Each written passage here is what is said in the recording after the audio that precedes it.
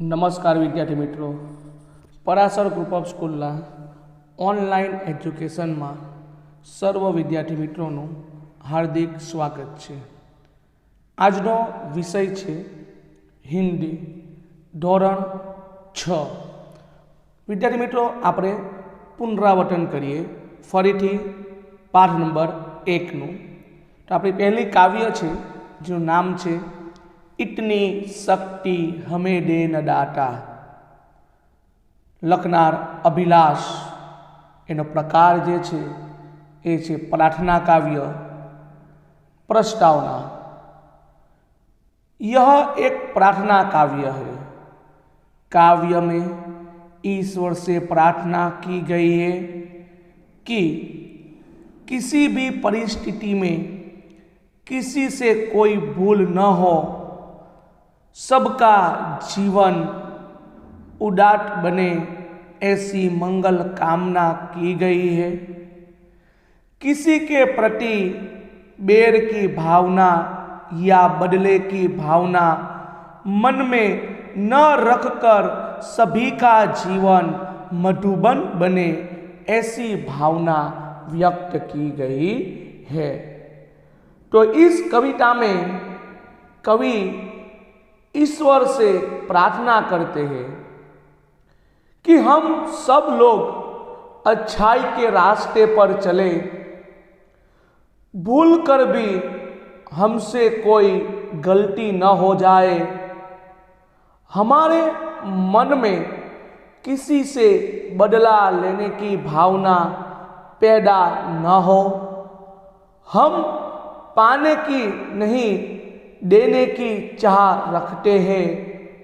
अगर सब लोग आपस में अपनी अपनी खुशियाँ बांटना सीख ले तो यह धरती सचमुच मधुबन बन जाएगी। तो ऐसी बात इस काव्य इतनी शक्ति हमें दे न दाता में की गई है।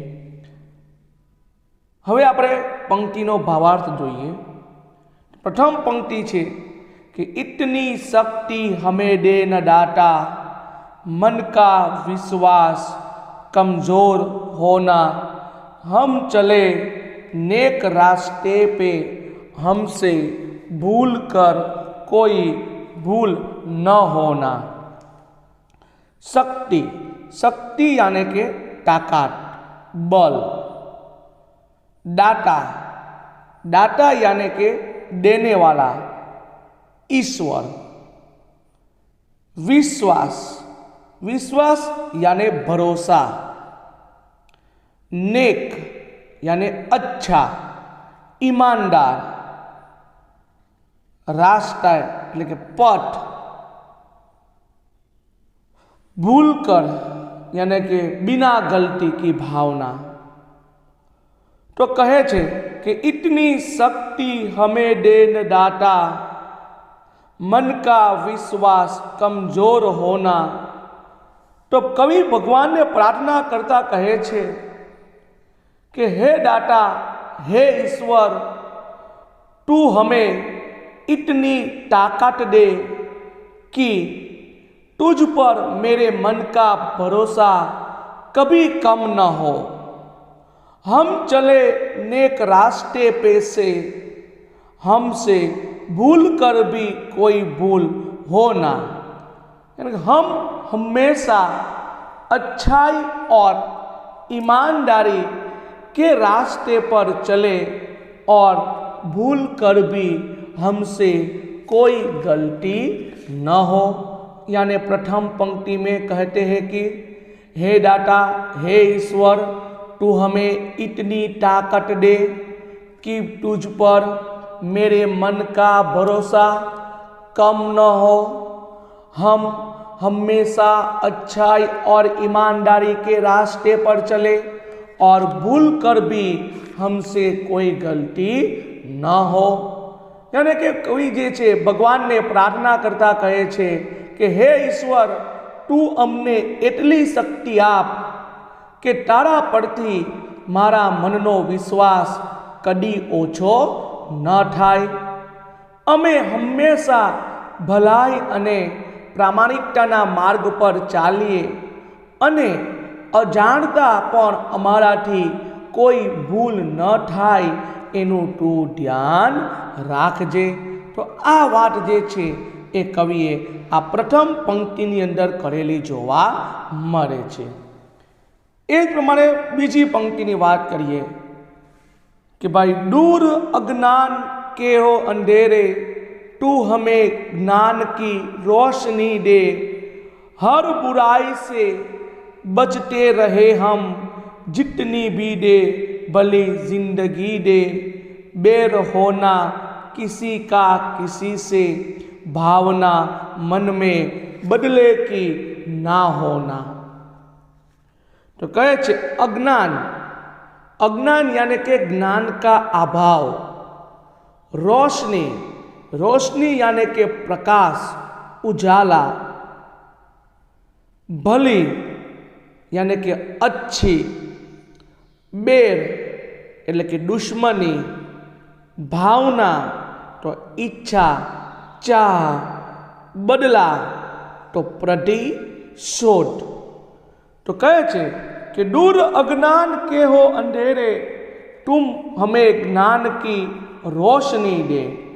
तो कवि कहते हैं कि हे ईश्वर, तू हमें ज्ञान का प्रकाश दे, जिससे हमारे अज्ञान का अंधेरा दूर हो जाए, हम बुराई से बचते रहे हम, जितनी भी दे भली जिंदगी दे.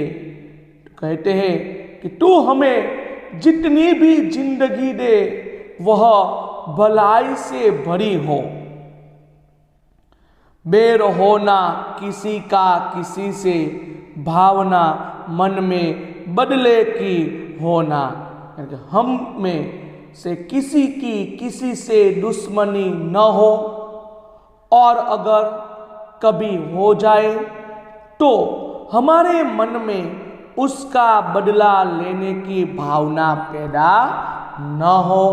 इसलिए दूसरी पंक्ति में कवि कहते हैं कि हे ईश्वर, तू हमें ज्ञान का प्रकाश दे, जिससे हमारे अज्ञान का अंधेरा दूर हो जाए, हम हर बुराई से बचते रहे, तू हमें जितनी भी जिंदगी दे वह भलाई से भरी हो, हम में से किसी की किसी से दुश्मनी न हो, और अगर कभी हो जाए तो हमारे मन में उसका बदला लेने की भावना पैदा न हो. तो આપણે ગુજરાતીની અંદરનો ભાવાર્થ જોઈએ કે હે ઈશ્વર, તું અમને જ્ઞાનનો પ્રકાશ આપ, જેથી અમારા જ્ઞાનનું અંધારું દૂર થઈ જાય, અમે દરેક ખરાબ કાર્યોથી દૂર રહીએ. તું અમને જેટલી જિંદગી આપો તે ભલાઈથી ભરેલી હોય, કોઈની પણ સાથે અમારી દુશ્મનાવટ ન હોય, અને જો ક્યારેક દુશ્મનાવટ થઈ જાય તો પણ અમારા મનમાં તેનો બદલો લેવાની ભાવના ઉત્પન્ન ન થાય એનું તું ધ્યાન રાખજે. તો આમ બીજી પંક્તિની અંદર જે કવિ છે એ ભગવાનને આ પ્રમાણે પ્રાર્થના કરતા જોવા મળે છે.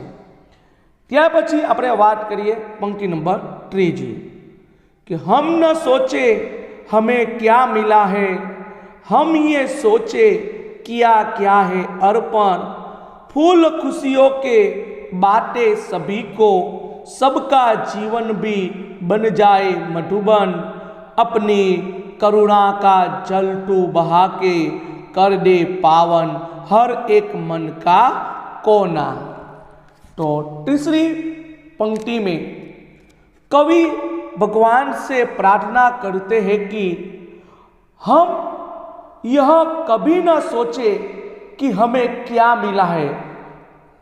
कहते हैं ना कि हम न सोचे हमें क्या मिला है, हम ये सोचे किया क्या है अर्पण.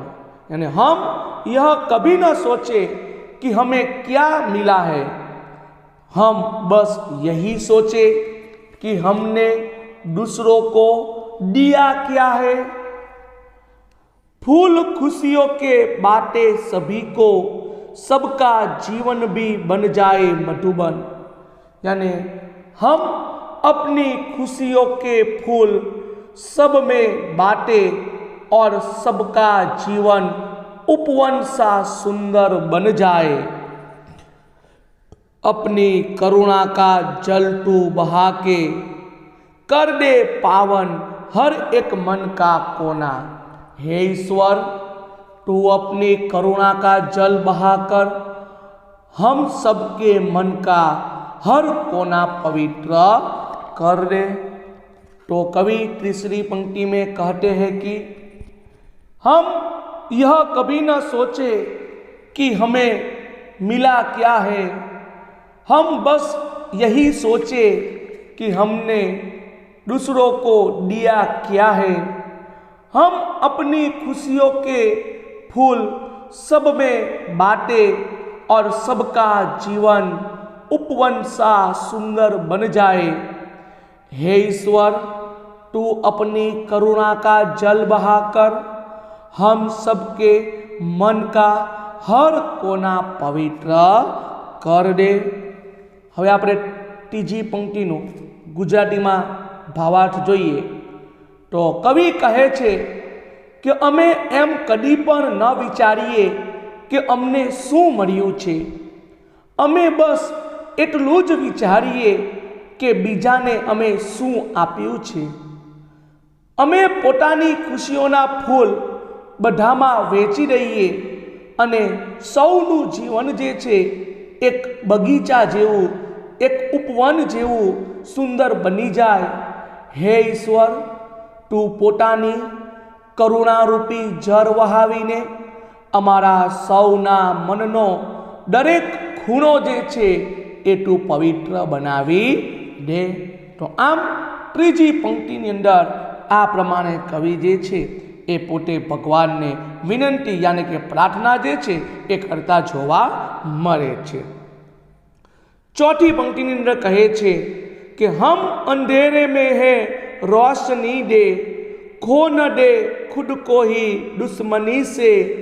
हम सजा पाए अपने किए की, मौत भी हो तो सहले खुशी से। कल जो गुजरा है फिर से न गुजरे, आने वाला वो कल ऐसा होना। यानी जे चौथी पंक्ति अंदर कवि कहे छे कि रोशनी, रोशनी यानी के प्रकाश, खो न दे खुद को, खुद को यानी अपने आप को, सजा यानी दंड, गुजरा, गुजरा यानी बीता हुआ पल, जुल्म अत्याचार।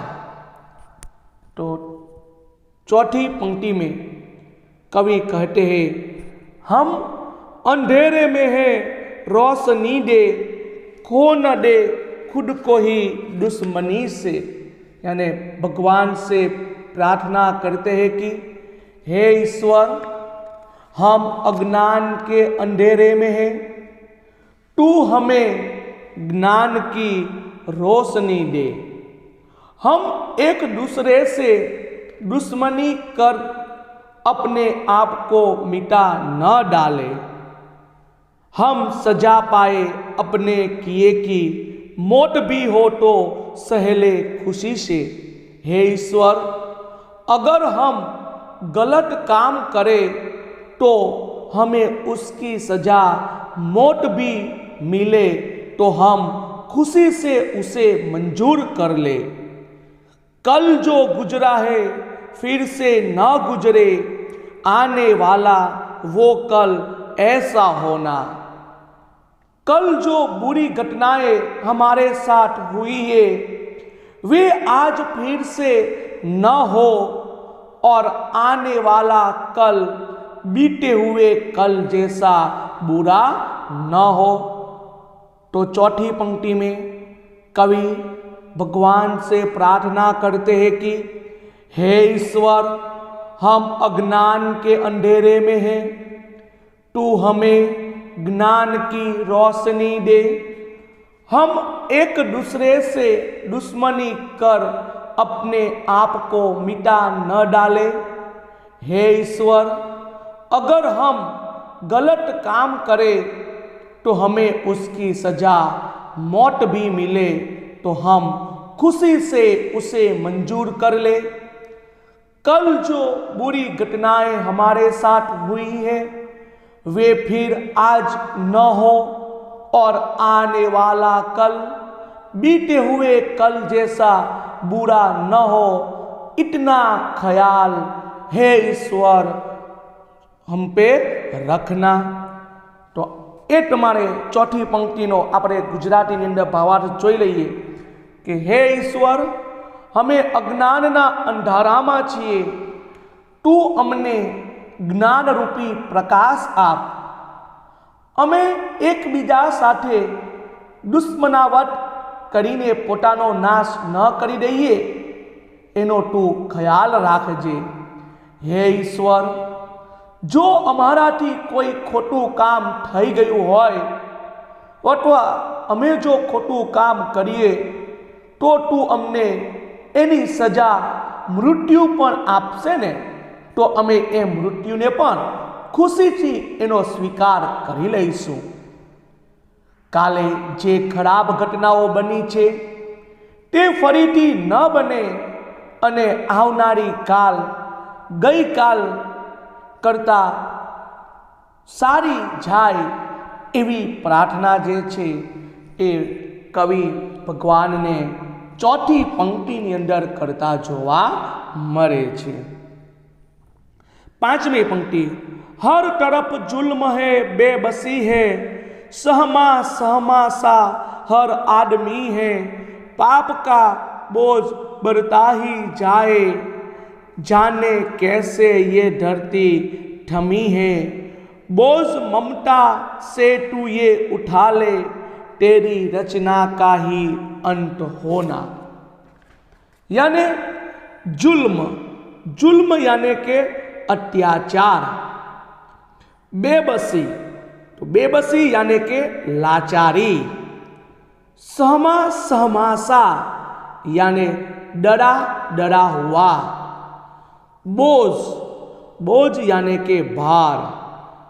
थमना, थमी है यानी थमना, रुकना, ठहरना। ममता, प्रेम, आत्मीयता और रचना, बनाई हुई दुनिया या सृष्टि।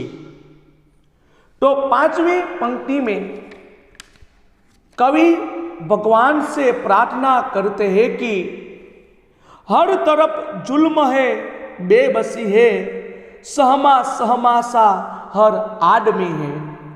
आज हर तरफ अत्याचार हो रहे हैं, लोग उन्हें रोकने में असमर्थ है और हर आदमी डरा डरा दिखाई देता है। पाप का बोझ बढ़ता ही जाए, जाने कैसे ये धरती थमी है। यानी पाप का बोझ बढ़ता ही जा रहा है, पता नहीं धरती यह सब कैसे सहन कर रही है। बोझ ममता से तू ये उठा ले, तेरी रचना का ही अंत होना। हे परमात्मा, तू अपनी ममता के बल से धरती के इस बोझ को उठा ले जिससे तेरी बनाई हुई यह दुनिया नष्ट होने से बच जाए। तो इस तरह अंतिम पंक्ति में कवि भगवान से प्रार्थना करते हैं और कहते हैं कि हे भगवान, आज हर तरफ अत्याचार हो रहे हैं, लोग उन्हें रोकने में असमर्थ है, हर आदमी डरा डरा दिखाई देता है, पाप का बोझ बढ़ता ही जा रहा है, पता नहीं धरती यह सब कैसे सहन कर रही है। हे परमात्मा, तू अपनी ममता के बल से धरती के इस बोझ को उठा ले, जिससे तेरी बनाई हुई रचना का नष्ट होने से बच जाए। यानी આપણે હવે અંતિમ પંક્તિનો ગુજરાતીની અંદર ભાવાર્થ જોઈ લઈએ કે આજે બધી બાજુ અત્યાચાર જુલ્મ જે છે એ થઈ રહેલા જોવા મળે છે। લોકો તેને રોકવા માટે અસક્ષમ છે। દરેક માણસ આજે ભયભીત દેખાઈ રહ્યું છે। પાપરૂપી ભાર જે છે એ આજે ધરતી ઉપર વધી રહ્યો છે। તો ધરતી આ બધું કેવી રીતે સહન કરી રહી છે એ કોઈ સમજાતું નથી। હે પરમાત્મા, તું પોતાની મમતારૂપી બળથી ધરતીનો આ ભાર ઉપાડી લે, જેથી તારી રચેલી આ દુનિયા નષ્ટ થતી બચી જશે। તો આમ આપણને કવિ જે છે એ પાઠની અંદર આ જે પ્રાર્થના કાવ્ય છે કે જેની અંદર ભગવાનને ઘણી બધી વિનંતી જે છે એ વિનંતી કરે છે અને હંમેશા જીવનની અંદર એક સાચા માર્ગ ઉપર ચાલવાની વાત જે છે એ કરે છે। જીવનની અંદર કોઈ પણ પ્રકારનું ભૂલ ન થાય એનું ધ્યાન રાખવાનું જે છે એ પ્રાર્થનાની અંદર કવિ ભગવાનને કહેતા જોવા મળે છે। તો આમ આ પ્રમાણે એક જીવન બગીચા રૂપી એક સુંદર અને સુગંધિત બને એવી પ્રાર્થના જે છે એ પોતે કરતા જોવા મળે છે। હવે ત્યાર પછી પીડીએફની અંદર વિદ્યાર્થી મિત્રો જે સવાલ જવાબ આવશે એ સવાલ જવાબ તમારે નોટબુકની અંદર લખવાના છે, એનું ખાસ ધ્યાન રાખજો। અસ્તુ।